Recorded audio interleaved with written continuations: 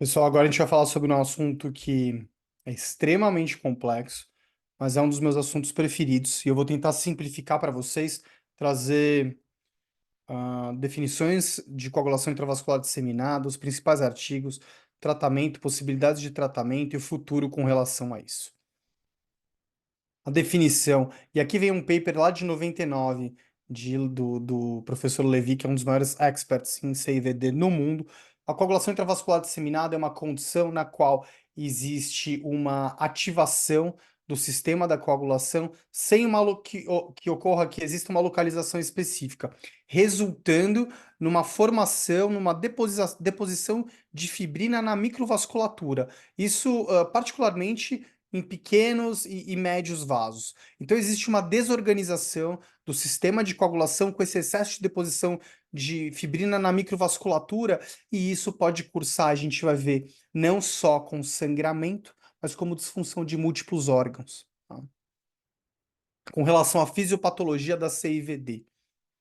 Dessa confusão toda aqui, o que eu quero mostrar para vocês é que a entrada do patógeno na célula, ela vai promover o monócito a induzir a liberação de fator tecidual. E lembra que a gente falou lá no começo do módulo 1, fator tecidual é um dos principais responsáveis por ativar a coagulação. Então, o patógeno entra, o monócito libera fator tecidual e ele também libera citocinas inflamatórias. Essa liberação de fator tecidual vai induzir ali na ativação de fatores de coagulação, como a gente já conversou, mas também existe também a morte celular, com essa entrada do patógeno, a ativação dos monócitos. E essa morte celular produz substâncias que a gente chama de DUMPs. DUMPs são substâncias, são padrões moleculares associados aos danos.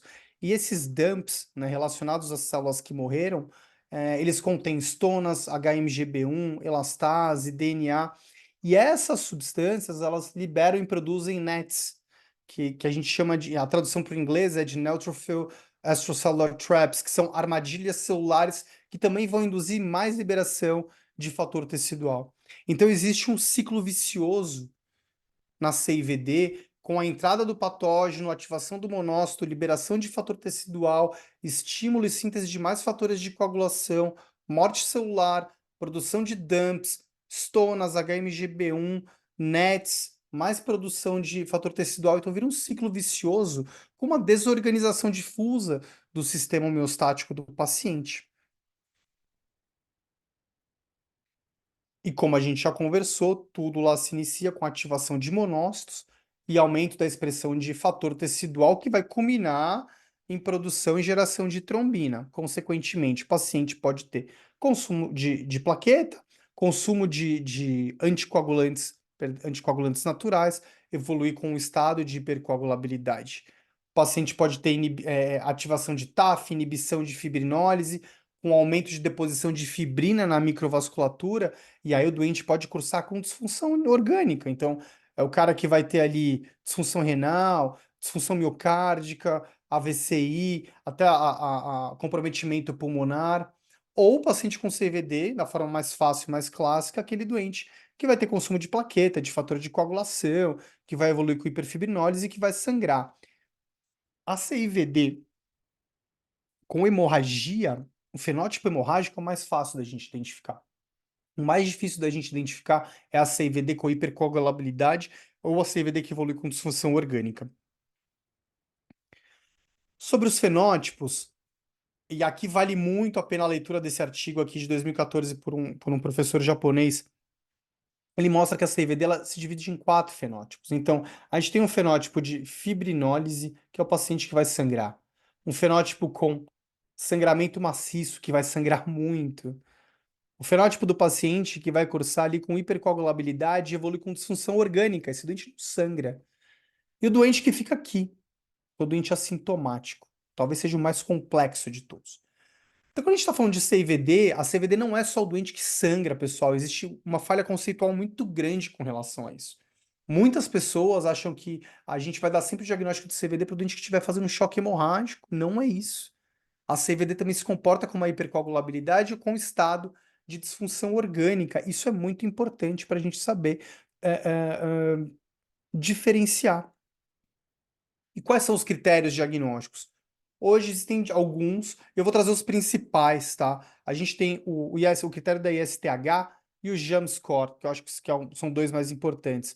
O da ISTH, ele leva em consideração plaqueta, o dedímero, PT, níveis séricos de fibrinogênio.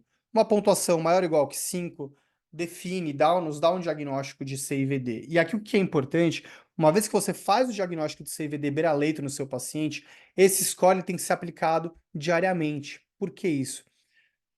A pontuação do score de CVD está altamente relacionada com o aumento do risco de mortalidade. Então, quanto menor for o meu score de CVD, menor o risco de morte para o meu doente. Uma vez que você diagnosticou, pontue diariamente para ver se seu doente está saindo do score de CVD.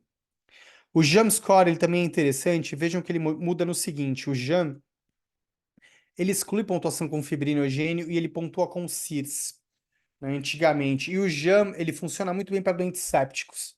Lembrar que fibrinogênio é um produto reagente de fase aguda e ele vai estar aumentado, sim, durante a sepse. Talvez funcione mais em doentes sépticos, mas a gente pode aplicar esses dois scores para CIVD. No JAM, um score maior ou igual que 4. Aqui já vem um outro score japonês que também é interessante, onde eles já utilizam aqui também a dosagem de antitrombina e o complexo trombina-antitrombina, além da disfunção hepática, para entrar na pontuação. Isso é muito interessante, porque pacientes com antitrombina baixa têm uma propensão maior a aumento do risco de trombose. Vejo que uma antitrombina menor do que 70% já pontua. Mas isso aqui é validado só em alguns centros japoneses, e em muitos países ocidentais isso não funciona. A aplicabilidade da tromboelastometria ela é bem interessante para pacientes com CIVD, não vou entrar nesse mérito, porque isso a gente fala só no curso de Rotem, mas sim a tromboelastometria, existem já estudos tentando incorporar testes viscoelásticos, como incorporar eles nos critérios diagnósticos de CIVD, que faz muito sentido, até porque você consegue identificar doentes com hipercoagulabilidade ou doentes com hipocoagulabilidade. O que a gente tem de tratamento disponível, ou tinha de tratamento disponível? Então, eu vou trazer o primeiro estudo de 2001, lá atrás, que foi um estudo muito conhecido, o Prowess Trial, que foi um estudo randomizado e controlado duplo cego, com 1.600 doentes. Na época, era esse diagnóstico mesmo de sepse grave, né? Não existia aquela só sepse, choque séptico, né? Já era sepse grave.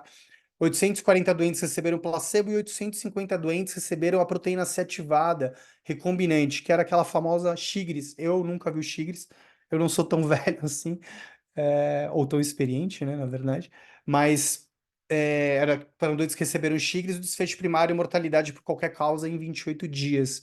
E aqui só do racional da proteína C ativada, ela tem um racional bem interessante, né? Além dela reduzir aqui, inibir essa liberação de NETs pelos neutrófilos, ela também inibe esse bloqueio aqui do fator 8 e do fator 5. Então, a proteína C ativada, ela não só tem uma capacidade de controlar a hemostasia, mas também uma atividade anti-inflamatória. Talvez ali era o grande potencial da proteína C ativada nessa população com CIVD, ao passo de poder inibir aqui 8, 5 e o pai 1.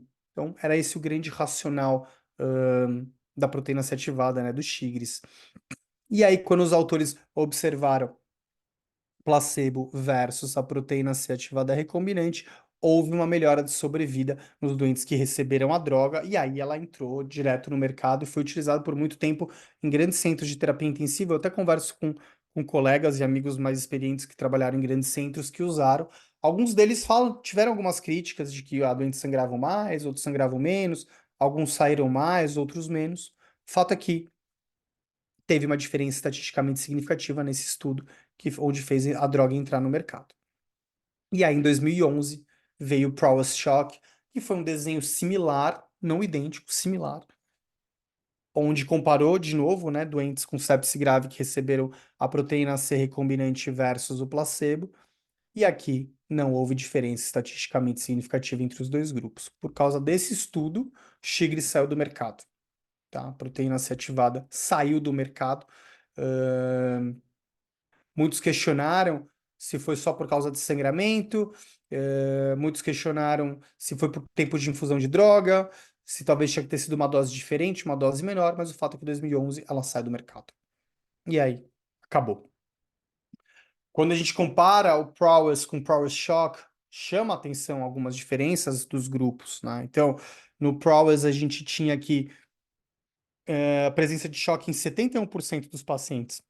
No Prowess Shock, 100% dos doentes. Então, no Prowess eram doentes que não eram tão graves como no Prowess Shock. Então, talvez a mortalidade realmente ia ser maior no Prowess Shock do que no Prowess. Primeira coisa que a gente tem que argumentar aqui. O uso de antibióticos ele foi apropriado no Prowess, em 90% do grupo, e 84% no Prowess Shock. Então, 84% dos doentes do Prowess Shock não receberam antibióticos de maneira adequada. Será que o uso de antibiótico também não influenciou na mortalidade? A segunda pergunta que a gente tem que fazer do Prowess Shock. Uso de heparina. 75% dos doentes receberam heparina no Prowess. 44% só receberam heparina no Prowess Shock. Sangramento foi maior no Prowess, menor no Prowess Shock, mas o Prowess Shock recebeu menos heparina. Enfim, então, só para a gente ter um pouco de bom senso e ver que nunca dá para a gente... a gente consegue replicar estudos, mas eles nunca vão ser idênticos. Tá? O fato é que proteína C ativada saiu do mercado. E antitrombina 3, na época, só para a gente lembrar e a gente conversar um pouquinho, antitrombina 3. Lembrar que a antitrombina, ela se liga, que a antitrombina, ela se liga à heparina não fracionada e forma um complexo heparina-antitrombina que vai se ligar com a trombina. E aí, o grande papel da antitrombina, uma vez ligada à heparina, é o não só de inibir 10, 9 e trombina, ou seja, de ter o efeito anticoagulante, mas também de ter o efeito anti-inflamatório. Ele suprime a adesão celular, suprime liberação de NETs, suprime liberação de interleucinas, de fator de necrose tumoral alfa. Então, além de ter esse efeito anticoagulante por inibir 2, 9 e 10, ele também acaba inibindo liberação de interleucinas e tem a potencialidade de ser uma estratégia anti-inflamatória. Baseado nesse racional, veio um estudo em 2001 para avaliar a aplicabilidade da antitrombina 3 em pacientes com sepse grave, que era o famoso Khyber Sepsis Trial.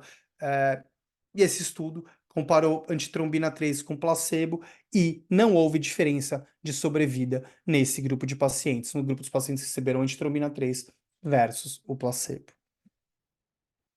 Com relação ao tempo de internação na UTI também não houve diferença entre os dois grupos.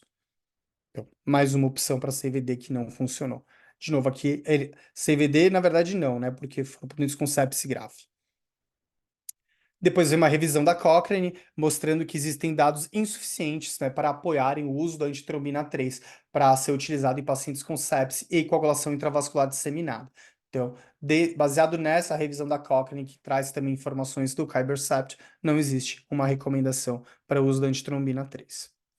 E a heparina, o que a gente tem de evidência? Trago aqui um principal estudo que é também bem antigo, de 2009, o Hartrace, com 319 doentes, onde o uso da heparina em 500 unidades hora não reduziu mortalidade nem tempo de internação.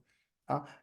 A gente também tem uma revisão sistemática e meta-análise sobre o uso de heparina lá de 2015, mostrando já uma tendência com melhora da redução de mortalidade com o uso de heparina em pacientes com diagnóstico de CVD, mas a gente tem estudos com intervalo de confiança muito largos, a amostra deles muito baixa, a força do estudo também muito ruim, e tudo isso porque é muito difícil desenhar estudos de coagulação já é difícil, imagina de CVD e ainda com uso de heparina.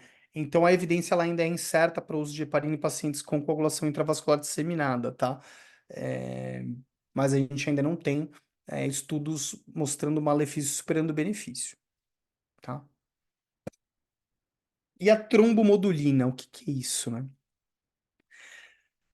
Muito lindo aqui esse gráfico, esse slide, na verdade, né? Mas a gente vê aqui algumas coisas interessantes. A trombomodulina ela é expressada aqui no endotélio e ela se liga à trombina. Esse complexo trombomodulina trombina promove a ativação do receptor de proteína C. Aí a proteína C vai ativar ela ativa a proteína S, e aqui a gente vai ver inibição do 5, perdão, inibição do 8.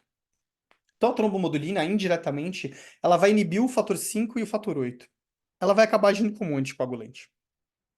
Isso é algo muito interessante da trombomodulina, e é a partir dali que vem o racional dela de se avaliar a sua aplicabilidade em pacientes com CIVD no intuito de você ativar a trombomodulina e conseguir, ativando lá a proteína C, proteína S, você inibir 5 e 8 e tentar reverter alguma possível disfunção relacionada ao CIVD. E aí, além disso, obviamente, a trombomodulina também, ela tem efeitos na inibição do HMGB1, então, a diminuição da adesão, adesão leucocitária, diminuição e também tem propriedades anti-inflamatórias. Então, além de agir na hemostasia, ela também age na liberação de NETs, na liberação de interleucinas, e ela também melhora e reverte processos anti-inflamatórios. E aí vem o Scarlet, que é aquele estudo foi super esperado na época, um fase 3 multicêntrico, que pegou doentes com sepse, coagulopatia, mais disfunção cardiológica ou respiratória. Randomizados aí para receber trombomodulina versus o placebo. Desfecho primário, mortalidade em 28 dias, e o de segurança era sangramento maior.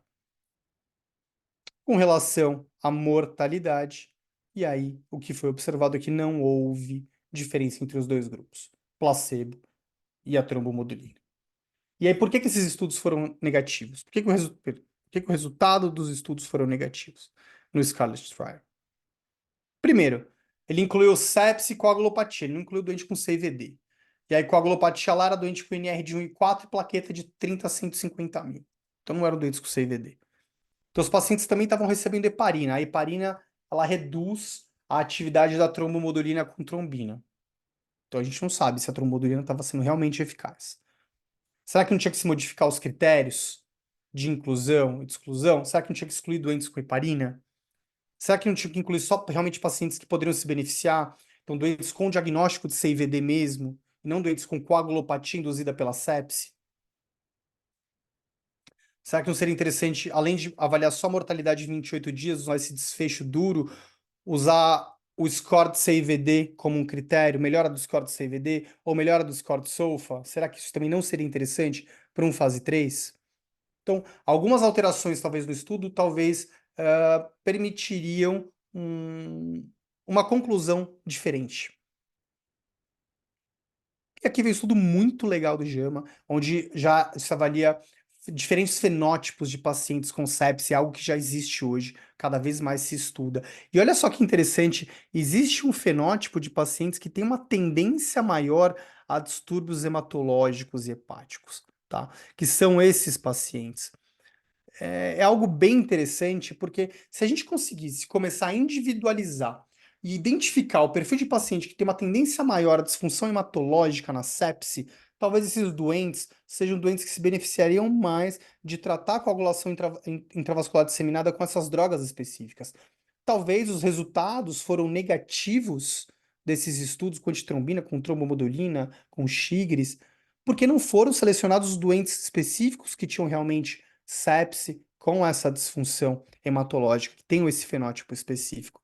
Então, talvez esse fenótipo com uma tendência à disfunção hepática e até hematológica e choque, pode ser que se beneficiariam mais, não só de antitrombina, o ART 123 é a trombomodulina, não só da trombomodulina, mas também se beneficiariam talvez de antitrombina e da proteína C, recombinante. Então fica aqui uma maneira da gente poder enxergar de uma maneira um pouquinho diferente, tá?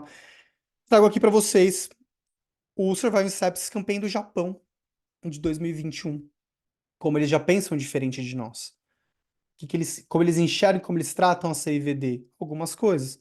Apesar de uma evidência baixa, eles já sugerem o uso de antitrombina para tratar CIVD. Já sugerem o uso da trombomodulina para tratar CIVD, apesar de uma evidência baixa. Diferente dos nossos guidelines brasileiros e ocidentais, europeus e americanos. Por que isso? Porque nos estudos japoneses envolvendo CIVD, eles já usam como desfecho primário o score de CIVD e o score de SOFA e não o score de mortalidade. Não o desfecho, perdão, o desfecho duro de mortalidade. Então, talvez a gente tenha que começar a rever os estudos incluídos os principais guidelines de sepse, de choque séptico, e talvez começar a aceitar realmente a medicina de precisão, que é algo que já existe aqui, inclusive alguns centros brasileiros já começaram pesquisas com relação a isso, que eu não vou entrar nesse detalhe específico, mas a gente também já entender que a medicina de precisão vai ganhar e já ganha muito espaço, na medicina intensiva também, e provavelmente para CIVD a gente vai conseguir quebrar e mudar muitos paradigmas com relação a tratamento. Mostrando de novo aqui do guideline japonês, quando eles falam da justificativa da antitrombina 3, acho que vale a pena depois vocês lerem isso. A justificativa da trombomodulina, mostrando que nesses principais estudos existe uma redução do risco de morte, apesar de uma amostra pequena. Né. E aí foi exatamente o que eu falei para vocês da medicina de precisão, e eu acho que esse recado é o principal, né? One size does not fit all.